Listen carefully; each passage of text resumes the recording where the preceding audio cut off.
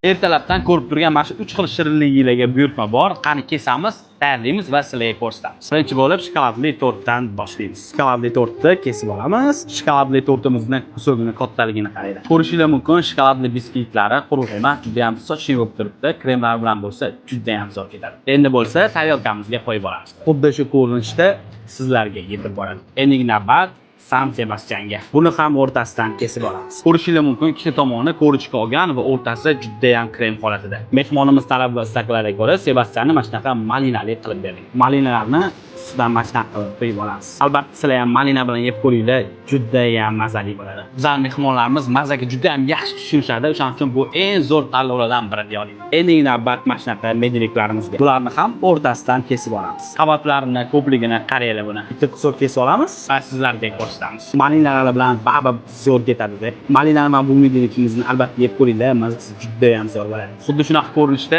sizlarga yetib boradi. Malinali medinlikimiz, malinali San Sebastian cheesecake va shokoladli tort istaylik. Bu videoni albatta shokoladli cheesecake birga kelish kerak bo'lgan eng yaqiningizga joylab qo'ying. Hammangizga rahmat.